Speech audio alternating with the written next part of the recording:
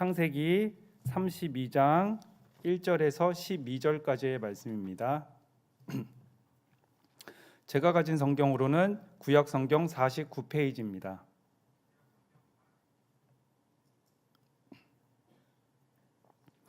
다 같이 합독하도록 하겠습니다. 야곱이 길을 가는데 하나님의 사자들이 그를 만난지라. 야곱이 그들을 볼 때에 이르기를 이는 하나님의 군대라 하고 그 땅 이름을 마하나임이라 하였더라.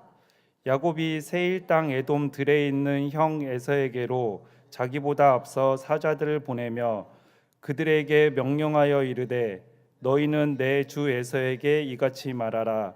주의 종 야곱이 이같이 말하기를 내가 라반과 함께 거류하며 지금까지 머물러 있었사오며 내게 소와 나귀와 양떼와 노비가 있으므로 사람을 보내어 내 주께 알리고 내 주께 은혜 받기를 원하나이다 하라 하였더니 사자들이 야곱에게 돌아와 이르되 우리가 주인의 형 에서에게 이른즉 그가 400명을 거느리고 주인을 만나려고 오더이다.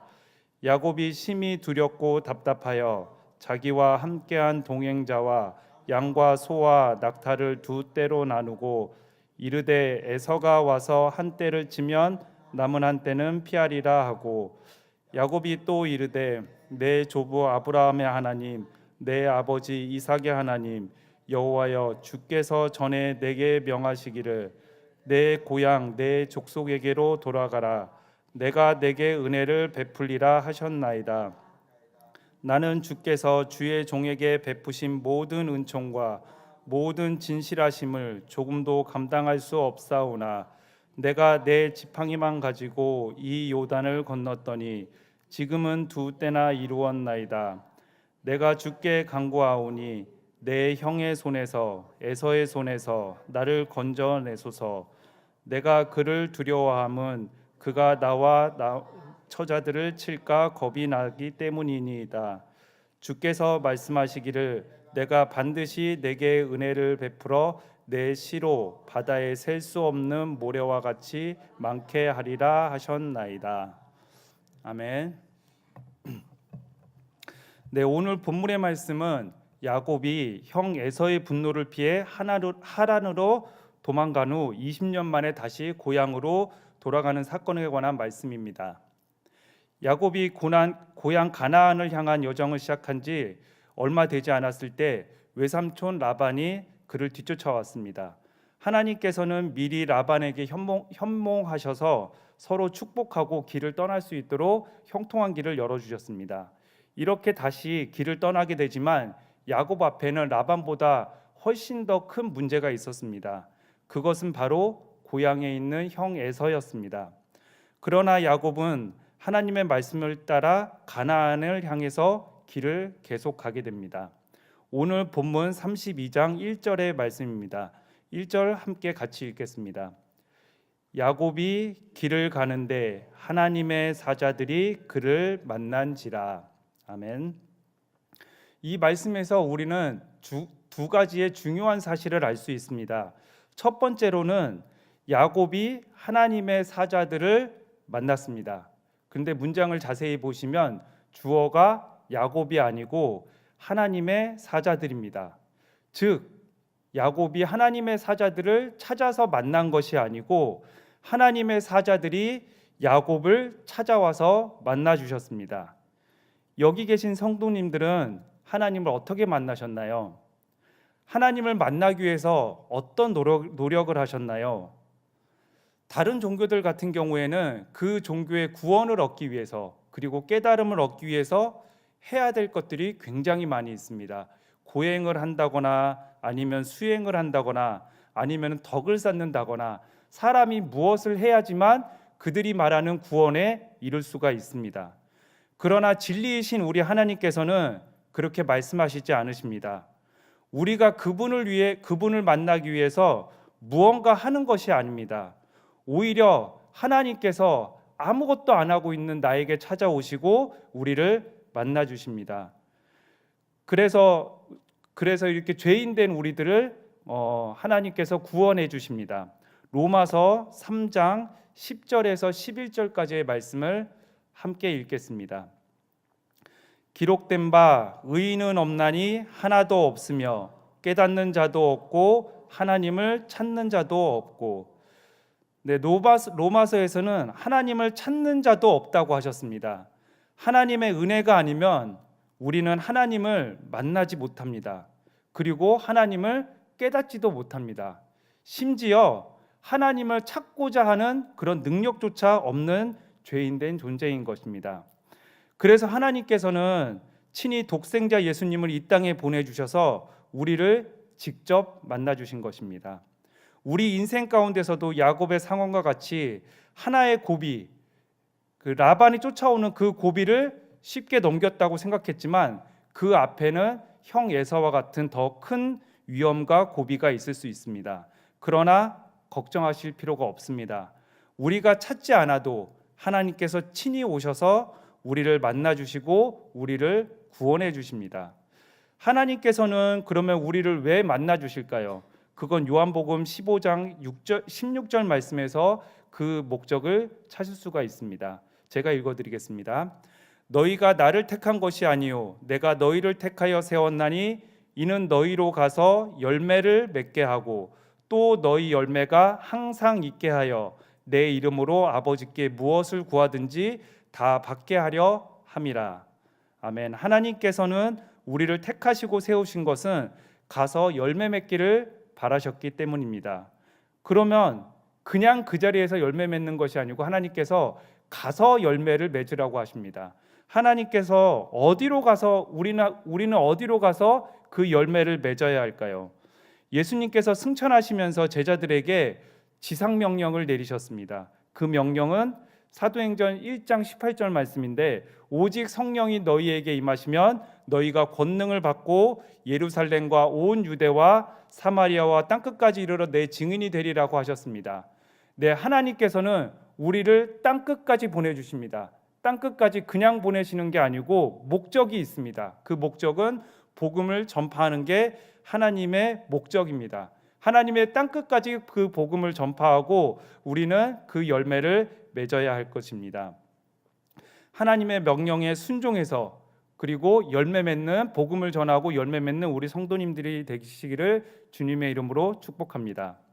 그리고 1절에서 또 다시 두 번째로 중요한 사실은 그 앞에 있습니다. 1절에 오늘 본문 1절의 앞부분입니다. 야곱이 길을 가는데, 이 부분이 지금 우리가 보고 있는 개역개정에서는 그냥 길을 가는데라고 되어 있지만은 개역 한글에는 야곱이 그 길을 진행하더니라고 되어 있습니다. 그냥 길이 아니고 그 길입니다. 이 부분이 히브리어 원문에서는 그냥 길 데레크가 아니고 레 다르코라고 되어 있습니다. 이것을 정확하게 번역하면 그의 길입니다. 여기서 그의 길은 누구의 길일까요? 야곱의 길일까요? 네, 이 길은 야곱의 길이 아니고 하나님의 길입니다. 세상에는 길이 많이 있습니다. 그러나 그 길이 아무 길이나 그 길 중에 아무 길이나 우리는 가서는 안 되겠습니다.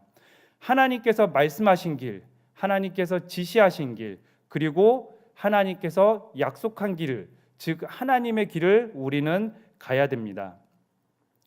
야곱이 단순히 외삼촌 라반을 피해서 도망가는 것이 목적이었다고 하면 굳이 라반보다 더 무서운 에서가 있는 고향 땅 가나안으로 가지 않아도 됐습니다. 어쩌면 더 안전한 땅, 더 풍요로운 땅이 있었을 수도 있습니다. 그러나 야곱이 가나안 땅으로 가는 것은 하나님께서 약속하신 땅이 바로 그 땅이었기 때문입니다. 그래서 31장 3절 말씀에서 하나님께서 가라고 말씀하신 곳이 내 조상의 땅, 즉 하나님께서 약속하신 그 땅을 향해서 야곱은 출발하게 된 것입니다. 우리는 내가 가고 싶은 길을 가서는 안 됩니다. 그의 길, 즉 하나님의 길로 가야 하고 내 인생 내가 하고 싶은 대로 사는 것이 아니고 하나님께서 명하신 대로 살아가야 되는 것입니다. 그리고 그 길이 주님과 함께하는 길이고 그런 삶이 하나님과 함께하는 삶이라고 할 수 있겠습니다. 그리고 2절에서 야곱은 하나님의 사자들을, 즉 하나님의 군대 마하네라고 하고 그 땅 이름을 마하나임이라고 하였습니다.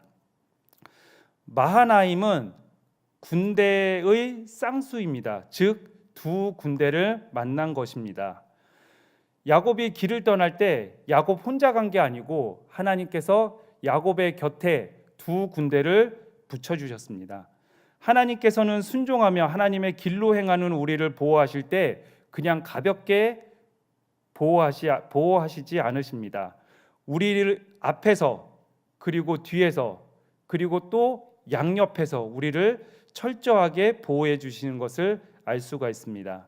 하나님의 길로 행한다면 성도님들 앞에 어려움이 있더라도 뒤에서 적이 따라오더라도 걱정하실 필요가 없습니다. 하나님의 두 군대가 여러분을 앞에서 뒤에서 그리고 양옆에서 지켜주시고 보호하시고 인도하여 주십니다. 하나님의 길은 각각 사람마다 다 다를 수가 있습니다. 우리 교회 선교사이신 최영광 선교사님께서도 최영광 선교사님에게 이스라엘이 하나님의 길이고 또 장소망 선교사님에게는 튀르키예가 하나님의 길인 것입니다. 저에게는 그런 선교사님들의 돕는 것이 하나님께서 약속하신 하나님의 길입니다. 우리 성도님들도 하나님께서 미리 예비하신 그 길을 발견하시고 하나님의 길을 따라가시는 그런 성도님들 되시기를 바라겠습니다. 이렇게 야곱이 하나님의 군대를 만났지만 야곱은 불안한 마음에 자신의 사자들을 먼저 에서에게로 보냅니다. 에서는 세일 땅 에돔 들에 거하고 있었습니다. 이런 야곱의 마음이 어찌나 조심스러운지 사자들을 보내며 이렇게 말합니다. 4절의 말씀입니다. 너희는 내 주 에서에게 이같이 말하라. 주의 종 야곱이. 지금 에서가 자신의 앞에 있지 않고 자신의 사자들에게 말합니다. 그런데 내 주 에서라고 말합니다. 내 형 에서가 아니고 나의 주인 에서, 그리고 자신을 종이라고 낮추고 있습니다. 그렇게 에서에게 갔던 사자들이 돌아와 야곱에게 이렇게 말합니다. 오늘 6절의 말씀입니다. 사자들이 야곱에게 돌아와 이르되 우리가 주인의 형 에서에게 이른즉 그가 400명을 거느리고 주인을 만나려고 오더이다. 에서가 왜 400명이라는 많은 숫자의 사람들을 데리고 야곱을 만나러 오고 있을까요? 그 이유는 오늘 본문에 없기 때문에 정확한 이유는 알 수가 없습니다. 20년 만에 돌아오는 동생을 아주 크게 환영하기 위해서 400명을 거느리고 오는 것일 수도 있고, 아니면은 거꾸로 야곱을 완전히 무너뜨리기 위해서 400명이라는 군사를 데리고 오고 있을 수도 있습니다. 그러나 제가 생각했을 때 에서가 만약에 야곱을 마중 나오는 것이었다면은 굳이 힘들게 400명이나 데리고 올 필요가 없습니다. 자신과 가족들 그리고 진짜로 친한 측근들만 데리고 마중을 나올 수도 있었을 것입니다. 에서는 어려서부터 익숙한 사냥꾼이었고 들 사람이었습니다. 그리고 좀 전에 읽었듯이 에서가 지금 있는 곳도 세일 땅 에돔 들입니다. 여전히 들에서 생활하고 있습니다. 에서가 데리고 오는 400명은 단순한 목동 같은 사람들이 아니고 들에서 사냥하며 전쟁하며 키운 군사들과 같은 사람들이었습니다. 지금 우리가 읽으니까 400명이 얼마 되지 않는 숫자 같지만은 아브라함이 조카 롯을 구하기 위해서 내 왕과 싸우려고 데리고 간 군사의 숫자가 318명이었습니다. 군사 318명이면은 내 나라의 왕과 싸울 수 있는 강하고 많은 군대였던 것입니다. 그런데 에서는 야곱 하나 잡겠다고 그 많은 400명을 데리고 야곱에게로 오고 있었던 것입니다. 이렇게 많은 군사를 데리고 오는 것은 야곱 하나만 내가 그냥 혼내주겠다 이런 것이 아니고 야곱과 그의 가족, 그의 동료들 그리고 그의 짐승들까지 싹 다 멸하겠다는 생각을 가지고 야곱에게 오는 것이라고 볼 수 있습니다. 야곱은 지금 아까 말씀드렸다시피 자신의 길을 가는 것이 아닙니다. 하나님께서 명령하신 길, 즉 하나님의 길을 순종하며 나아가고 있습니다. 우리가 하나님의 길을 걷는다고 고난이 없거나 위험이 없거나 편한 길이 아닙니다. 오히려 그 길은 좁은 길입니다. 걷다 보면 뒤에서 쫓아오는 사람들이 있을 수 있고 앞에 장애물이 있을 수 있고 또 내 목숨을 위협하는 상황도 있습니다. 그러나 그 길은 나 혼자 가는 것이 아닙니다. 하나님께서 두 군데 마하나임을 붙여주셔서 보호해 주시고 예수님께서 우리와 동행하는, 정말로 예수님과 동행하는 좁고 험한 길이지만 복된 길입니다. 에서가 400명을 거느리고 야곱을 만나러 온다는 소식을 들은 야곱은 어떻게 했을까요? 여기서 야곱의 약한 모습을 볼 수 있습니다. 야곱은 조금 전에 자신과 함께하고 있는 하나님의 군대를 만났습니다. 그래서 그 땅 이름을 마하나임이라고 불렀습니다. 그러나 여전히 그리고 여전히 하나님의 군대는 야곱과 함께하고 있습니다. 그러나 야곱은 두려워합니다. 오늘 7절 말씀입니다. 야곱이 심히 두렵고 답답하여 자기와 함께한 동행자와 양과 소와 낙타를 두 떼로 나누고, 야곱은 심히 두려워했고 또한 답답해했습니다. 그러면서 아주 인간적인 선택을 합니다. 자신과 함께하는 사람들 그리고 짐승들을 둘로 나뉘었습니다. 그 목적은 둘 중에 하나라도 살리자라는 그런 야곱의 인간적인 계산이었습니다. 저는 이 부분을 읽으면서 마하나임이 두 군대니까 반은 한쪽 군대에 맡기고 반은 또 다른 한쪽 군대에 맡기자, 이런 본문이었으면 참 좋았겠다라는 생각을 합니다. 그런데 이 당시 야곱의 생각은 마하나임에게 맡기자라는 것이 아니고 잘못되더라도 하나라도 건지자라는 정말 지극히 인간적이며 계산적이며 믿음이 없는 그런 모습이라고 볼 수 있습니다. 네, 이런 야곱을 보면서 우리의 모습도 함께 돌아봐야 하겠습니다. 교회에서 예배드리고 말씀 듣고 기도하고 또는 수련회를 마치고 정말 그때는 우리에게 성령 충만하여서 정말 하나님의 말씀대로 나가면 모든 것을 다 할 수 있을 것 같은 자신감이 있습니다. 그러나 막상 우리가 현실을 마주하게 되면 현실은 변한 것도 하나도 없고 오히려 더 큰 어려움이 있을 수 있습니다. 그럴 때 우리는 내 방법대로 하는 것이 아니고 하나님께 의지하고 하나님의 말씀대로 순종하는 우리 성도님들이 되셔야 하겠습니다.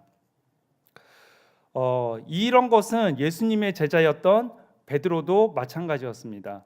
예수님을 바라볼 때는 물 위를 걸을 수 있었지만 예수님을 바라보지 않고 거센 파도를 봤을 때 그는 물에 빠지고 말았습니다. 그리고 예수님과 함께 있을 때는 제가 예수님을 절대로 배신하지 않겠습니다 그렇게 했지만은 예수님께서 잡히시고 예수님께서 내 옆에 안 계시니까는 작은 여종이 하는 말에도 무서워서 벌벌 떨며 예수님을 부인하기까지 했습니다. 그러나 이런 약한 베드로였지만 베드로에게 성령님이 임하셨을 때 제사장과 사두개인들 그리고 관리들 앞에서 당당하게 복음을 전하는 귀한 사도가 될 수 있었습니다. 우리도 세상에서 담대하게 복음을 전할 수 있는 방법은 성령 충만밖에 없습니다. 이 세상을 이길 수 있는 방법은 내 안에 성령님을 가득 모시는 방법밖에 없습니다.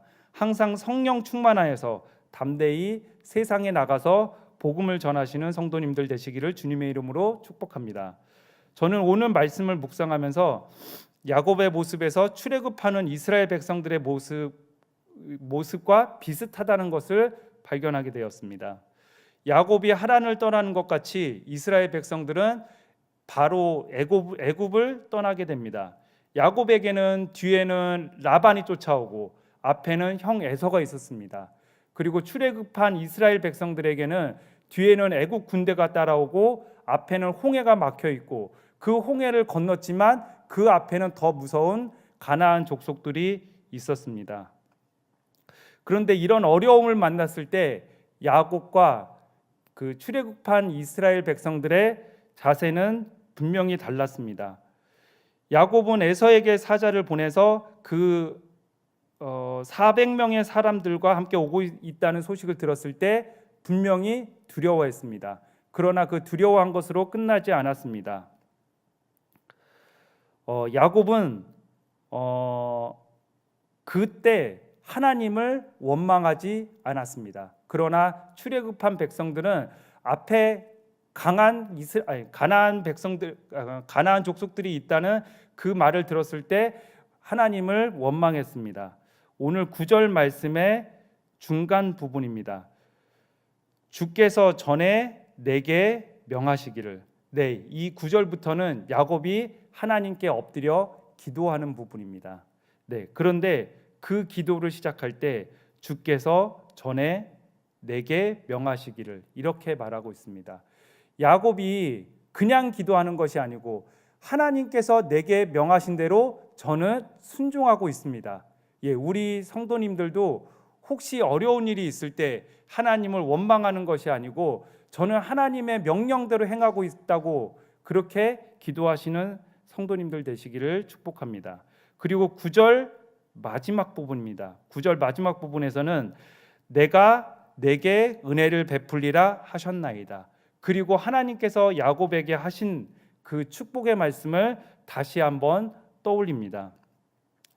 하나님께서는 우리에게 명령하십니다. 그러나 그 명령하시는 것뿐만 아니고 꼭 우리에게 은혜를 베푸시는 하나님이십니다.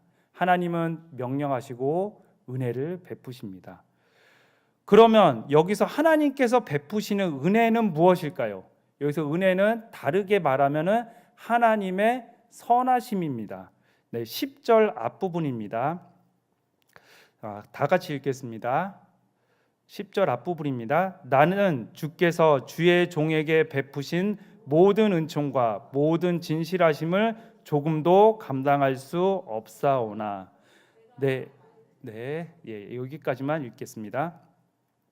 네, 여기서 조금도 감당할 수 없사오나 이 말씀은 저는 정말로 무가치한 사람이라고 자신을 낮추고 있습니다.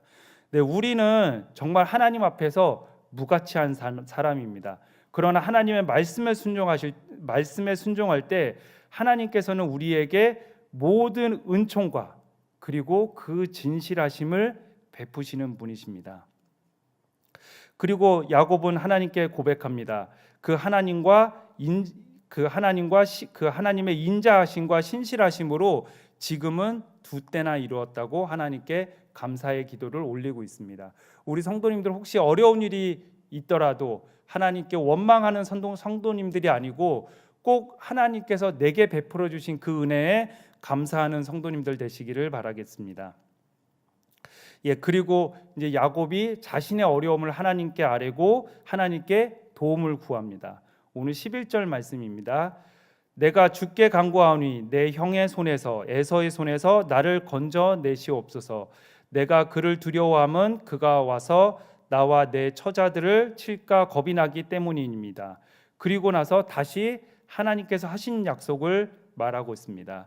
주께서 말씀하시기를 내가 반드시 내게 은혜를 베풀어 내 시로 바다에 셀 수 없는 모래와 같이 많게 하리라 하셨나이다. 이 약속의 말씀은 하나님께서 야곱에게만 하신 말씀이 아닙니다. 하나님께서 아브라함에게 그리고 이삭에게 하신 약속의 말씀이며 야곱에게는 야곱이 하란으로 피신신 가는 길에 베델에서 하나님께서 하신 약속입니다.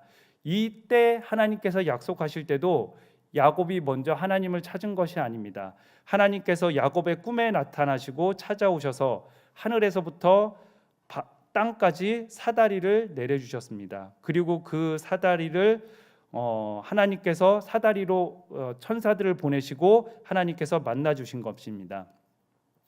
하나님께서는 우리에게 먼저 오시고 말씀하시고 그 말씀을 반드시 이루시는 은혜로우시고 신실하신 하나님입니다. 민수기 23장 19절 말씀을 함께 읽겠습니다.